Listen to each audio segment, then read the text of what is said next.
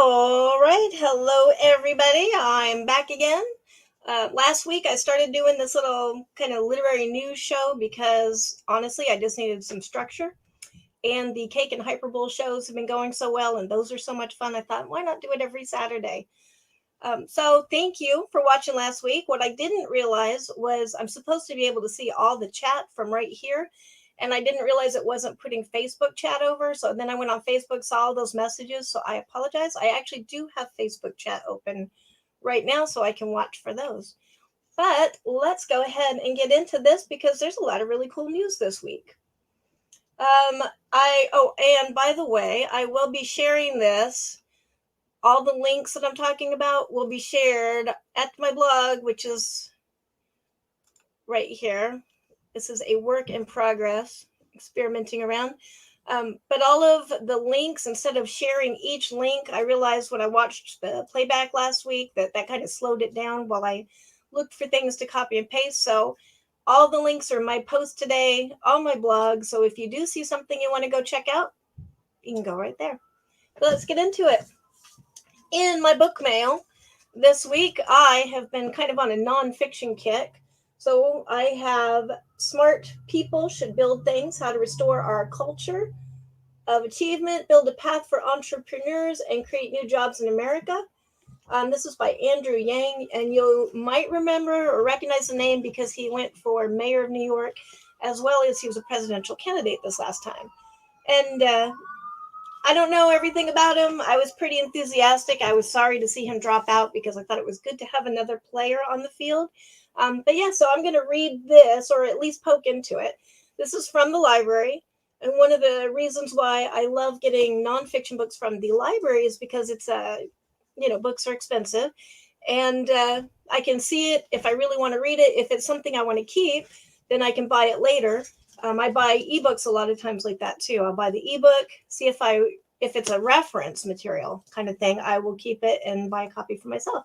So that I just got today, and if it's really good, I'll wind up reviewing it. If it's bad, which I highly doubt, I won't review it because why waste space on a bad review? Unless I'm like warning you, like, oh, this book will possess you. The other book I have from Andrew Yang is The War on Normal People, which, as a normal people, I consider myself a normal person, despite what the people I grew up with might say about me. I consider myself a normal people. And this is about the truth about America's disappearing jobs and why universal basic income is our future. And whatever your opinion is on that, I don't know what my opinion is really, which is why I'm going to read the book. Or at least poke into it, because again, library book over from Mid-Continental Public Library at the North Independence branch is the one I go to. It's a really nice try before you buy kind of situation. And those links are on my blog if you decide you want to check those out. But I urge you, go check out from your library, and then you can see if you even want to read it more, and then keep it if you need it. So this book I'm super excited about. I have tried to get a copy of this next book. Here's a peek of it. And you can see a library sticker. Whoops, no, I did not steal this book. This is a discard that I bought used. But I have been trying to get a hold of a copy of this book for probably about 3 years. And every single time I can find a copy, it's $100. And even the paperback is $100. Or at least 50. I've never seen it cheaper than 50. Even the ebook version of this book is $50. So I finally got a copy of it this week for an affordable price.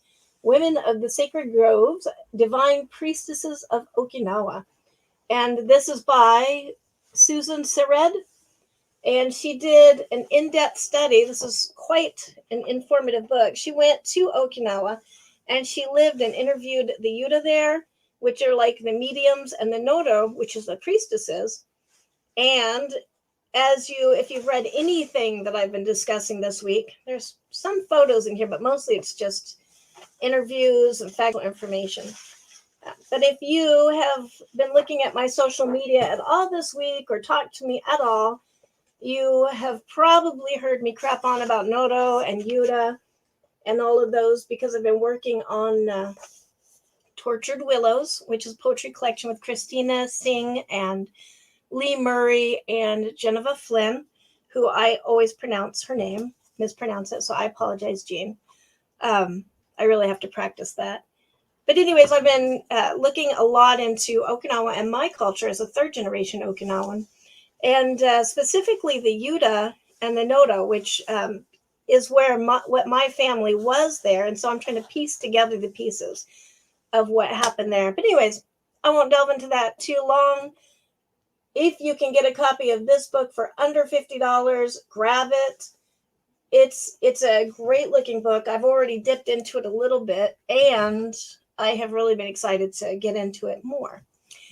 The next book I have up, everybody is well familiar with. This is Speak Okinawa by Elizabeth Mikibrina. And yes, I know this was in my book mail, I think last week or maybe the week before that. But I'm including it in my book mail again because I have gotten multiple copies. Now, this is the copy I'm giving back to the library. I bought a copy for myself to keep because, library. And I got a copy for my son who wanted to read about it. And then I wound up sending my mom an ebook version and then my daughter a version. So yes, I think that qualifies for Speak Okinawa to be in my book mail again. And that's actually the book that I reviewed this week, which I'll get into in just a minute.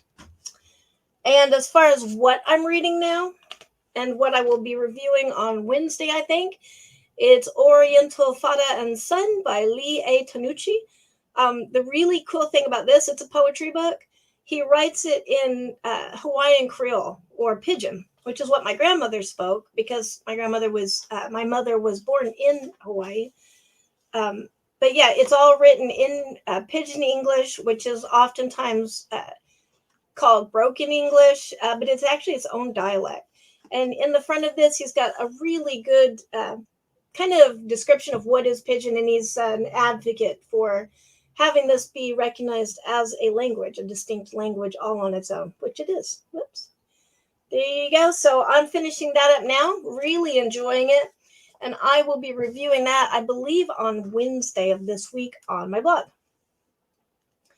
And now going back to the review of Speak Okinawa by Elizabeth Mikibrina. Wow. Okay. I'm going to tell you Tuesdays, I make plans and then I mess up those plans very often. So when I say I'm going to review a book on a certain day, usually I'm the only one who knows that I plan to review that book in case I don't actually wind up reviewing it. So it's Monday night. Tuesday I had that I was going to review this book. And Monday morning I thought, I'm not going to have time. Oops, hold on. Sorry, I have dogs.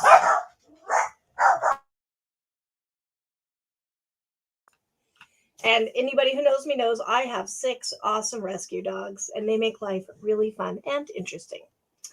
But anyways, Monday morning, I thought there is no way I'm going to read this book in a day and review it. So let me at least get into it a little bit, find out if it's worth me rescheduling, if I like it that much. And if I do, then, I'll reschedule it for later. Otherwise, it goes back to the library because, it was originally a library book. So I started Monday morning reading this, and I thought I'd read like a chapter, kind of, get the lay of it. And instead, I got completely absorbed. I did not finish reading this until sometime early morning. I cried all day. It was really traumatic, but in a good way reading. Elizabeth kind of weaves the whole story of Okinawa and the history of Okinawa with her own family history and how the history affected how her mom was and her perceptions of her mom and her perceptions of who she was and who her mom was. All kind of just really well done, well-researched voice. She's got such a good, well-researched book, and she has such a good voice. Her presentation is fresh, engaging. I literally could not put this book down. And yeah, like I said, I cried all day. I normally don't admit that I cried because, I'm not that kind of emotional person, but I cried all day long. So I urge you, absolutely. I can't afford any more copies to pass out probably yet this month, But I really urge you, if you want to know anything about a really misunderstood and little known culture, which is the Uchinanchu, or otherwise known as Okinawans. Okinawa is actually the name Japan gave the Ryukyu Islands. It's the Ryukyu Arc, and Japan, when they claimed it. Anyways, all that history is in here. I don't want to go into it too deep, but that was the name that was given to it, was Okinawa. So all of that history is in here. Many things that you will be amazed at. The Okinawans, a lot of people know Okinawa from the Okinawan diet. They live so long. A lot of people don't realize it's one of the only equal cultures where men and women actually were considered equal. And it's a misnomer. I found out that to say that Okinawa is a maternal, like the women have the power, the women have the spiritual power and then the men have other power, but they consider it equal. Like you can't have one without the other, which I think is really cool and a really good way to look at things. So it's worth looking into that culture even for this. But yeah, Speak Okinawa by Elizabeth Mikibrina. I hunted her down. And if she winds up watching this, I apologize. I will not stalk you, I promise. But I was so enthusiastic about this book. I hunted her down on Facebook, friended her, and then spent probably a good 20 minutes gushing in her inbox, probably making her get a restraining order on me. But it's okay, because I am a nice person. Everybody knows I'm not a stalker. And at some point, after she lives in a place that got hit by the hurricanes, so when everything calms down, she said she will come on and do an interview, one of my little spotlights. So I'm super excited about that. And I'm going to have to calm and not gush too much and go crazy because I love this book so much.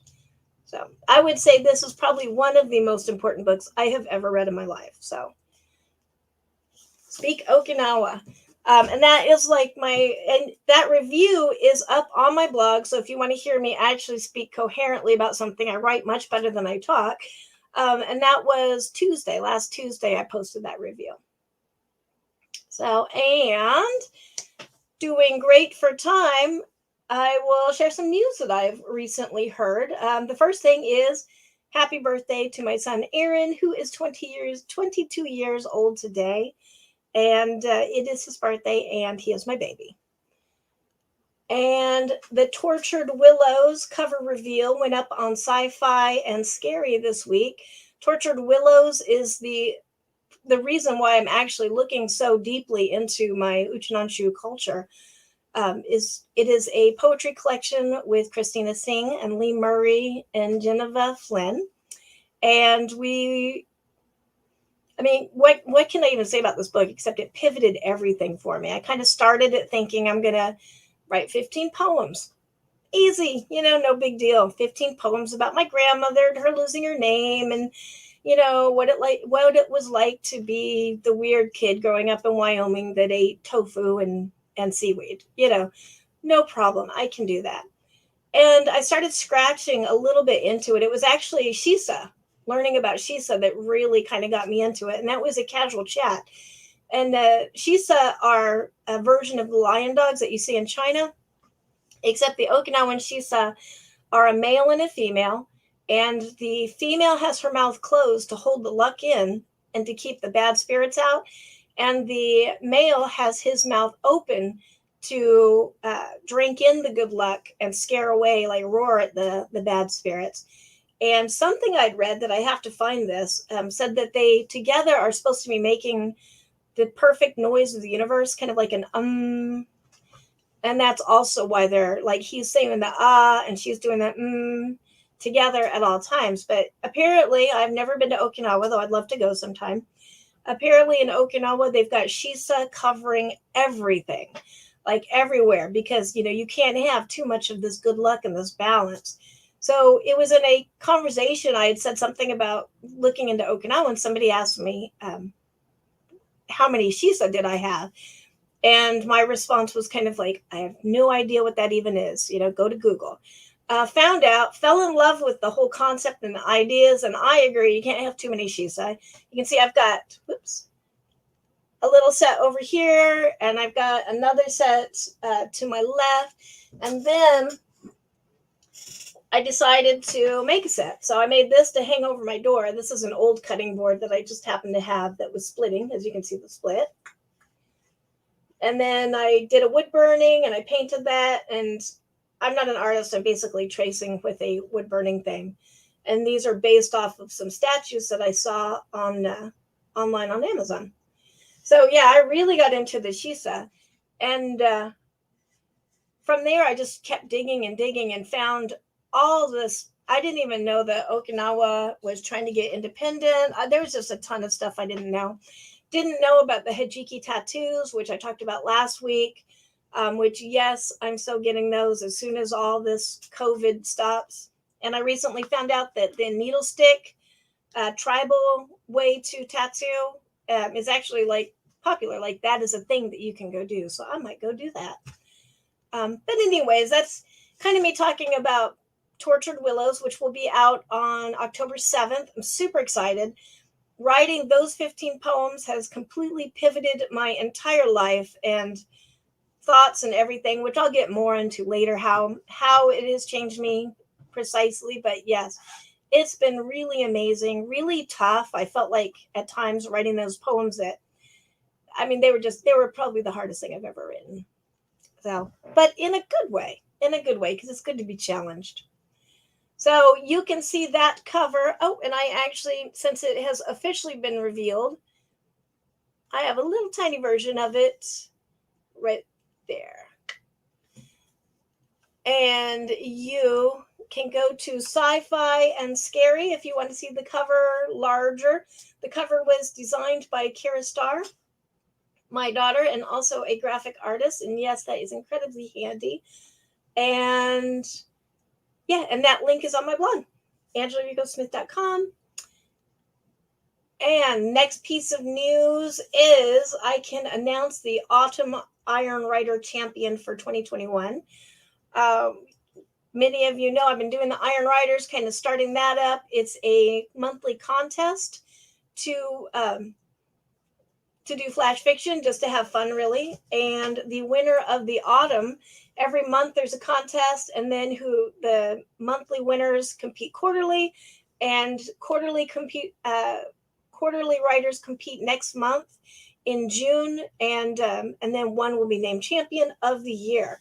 So for autumn, we have Bryant Laszlo with his story Vibrancy, which I have the link on my blog. It goes much faster not to have to search for links. And yeah, and he will be competing again in June for the Iron Writer Champion title. We have two other Iron Writers that both deferred to the next competition in December, the next quarterly competition, because life is a little bit crazy right now for everyone. And that is absolutely fine. This is not meant to be the Olympics where we're going to kick people out because you used the wrong kind of ink. This is meant to be fun. So, and in other news, tonight, Saturday, the 18th of September at 7:30 my time, CST, Read for Pixels 2021. There will be this awesome panel, and I'm just going to read the description because I read and write much better than I talk. It's the Read for Pixels 2021 Writing Better Men and Tackling Toxic Masculinity in Horror panel. The Pixel Project at thepixelproject.net proudly presents acclaimed horror authors Eric Nennelly, Karen Warren, love her, and Stephen Graham Jones. The session is held in conjunction with the launch of the Pixel Project's first Read for Pixels charity anthology, Giving the Devil His Due, which I have a story in called Just Us. During this session, panelists will be discussing dismantling toxic masculinity, sexism, misogyny, and writing better male characters in horror. Giving the Devil His Due came out in ebook and paperback from all major booksellers worldwide on September 1st. And viewers can also donate to get fabulously cool and exclusive goodies for donors to the Read for Pixels 2021 Fall Edition fundraiser that will run from September 1st to the 15th of October. And for more details, link on the blog. And I can give you a little sneak peek when they talk about the prizes and the extras that you can win, or however they're going to do that. I'm signing these book plates today to mail back to them, and then those are going to be used as prizes in books and other packages like that. So, and I think we're all doing that. So that is coming up tonight. I will be watching it, definitely. That sounds really cool. And then I'm on a panel myself with them at some point in the near future. I want to say October 3rd, but I will be telling you in one of these because I'm organized with my news. In other fabulous literary news, seeking to get you lit up today, Poetry Instagram Live. Tomorrow, I will be on Hypness and Outrage Poetry Instagram Live with Amy Zollers. And if you're familiar with anything that I've been doing at all, you know that every third Sunday, I'm over there on her Instagram. And it's pretty casual. We read poetry. We talk about poetry. We talk about lipstick for some reason and nail polish sometimes and hot guys that are usually dead for some reason. And ghosts and all kinds of crazy stuff. So that will be tomorrow at 2:00 my time, CST. And that will be on Amy Zoller's Instagram, Hypness and Outrage, link on my blog. And on Tuesday, I am so excited. I'm going to have Jesse Wolf on here, not on here, but doing a show like this. Jesse Wolf just wrote Monstrum Poetica, which was in one of my earlier book mails, or maybe I got this before I was actually doing book mail. But Monstrum Poetica, awesome book. I'm going to be putting my review up on that same day. You'll see, you can probably see it on my Facebook now, my Facebook profile, the link to that show. It'll also be on my blog embedded just like this one is. Jesse Wolf is an awesome person and poet and writer, and I'm really excited.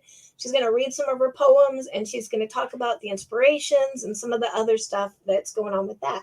And I think probably not that day, but I do have a copy of this to give away with a book plate signed by Jesse. So that will probably be for my 13 days of Halloween. I'm going to be giving away a book a day and doing something like that to kind of celebrate Halloween is coming, because we can have the 12 days of Christmas. Damn it, we can have the 13 days of Halloween, which, I'm sorry, way better holiday, in my honest opinion. And I realize my opinion is not, the opinion. But that will be September 21st on Tuesday at 6 p.m. CST. And you can find it on my blog. It's also on YouTube, and all the links are there. And Spec Fair, which is like my big scary thing that crazy enough to think that I can do a mini convention, a monthly mini convention. So Spec Fair is coming up.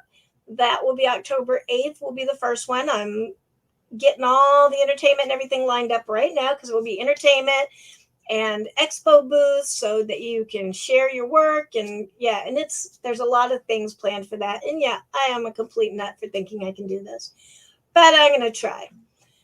And finally, Iron Rider Votes is open until September 30th. And of course, we know who our autumn champion is, but you can still go vote and read them. And those links are in my blog. And finally, I have something pretty special. This is actually going back to Iron Rider. This was an Iron Rider submission from NACHING T KASSA. And there was an internet glitch. Like, her reading was messed up because of the connection or something.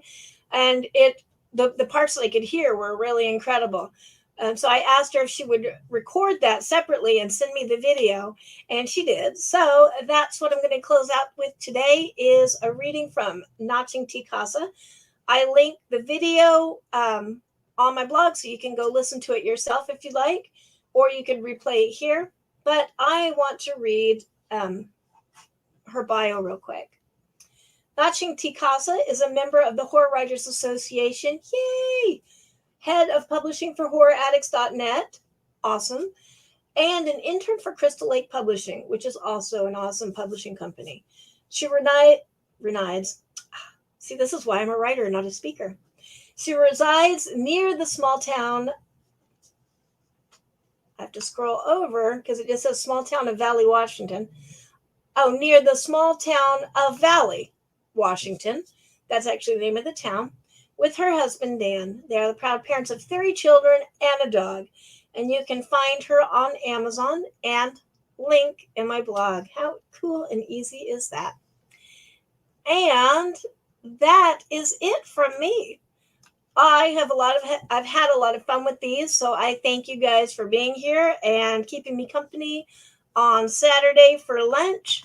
Yeah, if you want to send me any news, go ahead and send it. If you are watching this on my Facebook, you know how to contact me. There's a lot of really cool, exciting things coming up. And not to mention, just getting to interview Elizabeth Mikibrina about Speak Okinawa, which, you've probably heard enough of, but I really urge you to go get this book. And yeah, otherwise, I will see you next Saturday actually, I'll see you Tuesday with Jezzy, but otherwise, I will see you next Saturday for this. And let's go ahead and close out with Notching reading Along for the Ride, which was her Iron Writers thing for June, I think. I think it was one of the first competitions we had. So, really good reading, and I hope you enjoy, and I will see you next week. Whoops, and no, I don't want to invite her. I want to share.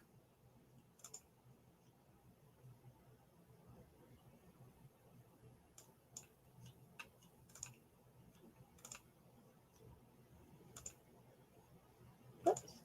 I'm a pro, I promise.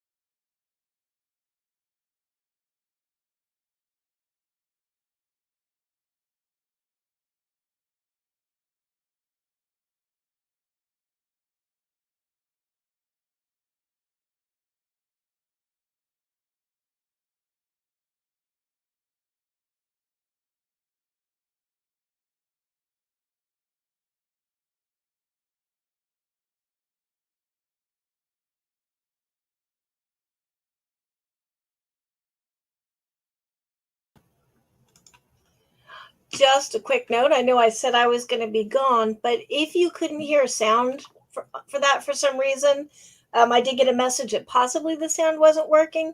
I do have that linked on my blog, and it is absolutely 100% worth going to read or to listen and watch. And I also link where you can read along with the video. Notching is an awesome reader. That was a really good story, and I've enjoyed listening to it. So, and now I will see you next week. Thank you. And thank you, everybody who sent in news items. And keep it coming.